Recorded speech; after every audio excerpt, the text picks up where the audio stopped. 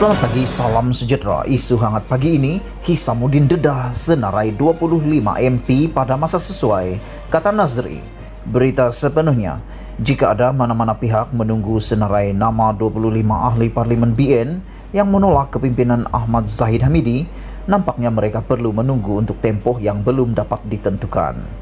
Hal ini kerana Nazri Aziz memberitahu Malaysia Kini, senarai berkenan hanya akan didedahkan oleh jurucakap kumpulan berkenan, iaitu Bendahari Agong BN Hishamuddin Hussein.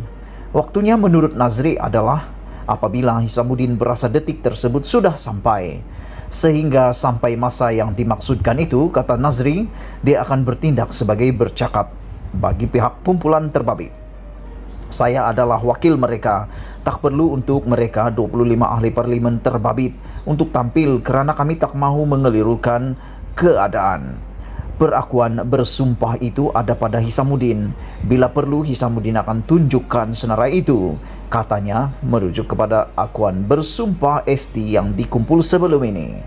SD berkenan, kata Nazri, adalah bukti sokongan ahli parlimen terbabit agar ahli parlimen Sambrong itu mewakili mereka berbincang dengan yang di-Pertuan Agong. Anggap boleh jadi beban. Ini dilaporkan berlaku ketika Agong menerima menghadap pemimpin politik awal bulan ini dan dibuat sebagai tanda mereka tidak lagi meyakini Ahmad Zahid Hamidi yang didakwa cuba membawa UMNO bekerjasama dengan Presiden PKR Anwar Ibrahim. Bagaimanapun, ahli parlimen Pedang Rengas itu berkali-kali menegaskan SD tersebut bukan bermakna mereka menyokong Hisamuddin menjadi Perdana Menteri atau timbalan Perdana Menteri. Sementara itu, Nazri juga membalas kenyataan pengarah pilihan raya UMNO Malaysia, Tajuddin Abdul Rahman, yang mengulas mengenai dakwaan dibuatnya. Dalam responnya, Tajuddin berkata dia kasihan kepada Nazri dan mempertikaikan mengapa hanya dia seorang saja yang bersuara, sedangkan baki 24 ahli parlimen lain mendiamkan diri. Tajuddin bukan salah seorang daripada 25 ahli parlimen itu.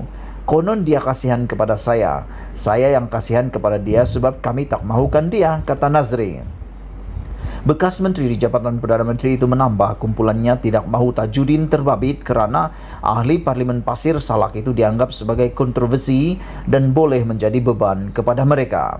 Dalam perkembangan berkaitan, Nazri mengesahkan ada 5 ahli parlimen menandatangani SD berasingan untuk mempertahankan keputusan Perhimpunan Agung Parti untuk tidak bekerjasama dengan Anwar serta DAP selain memutuskan hubungan dengan Perikatan Nasional apabila tiba waktu PRU 15 nanti.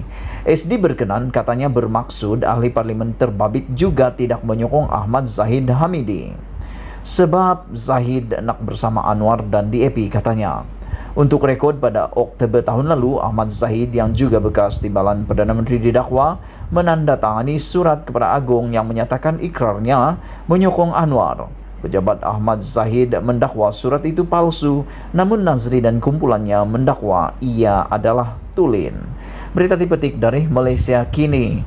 Sekian isu hangat petang ini. Jangan lupa tekan butang subscribe dan kita jumpa lagi. Bye-bye.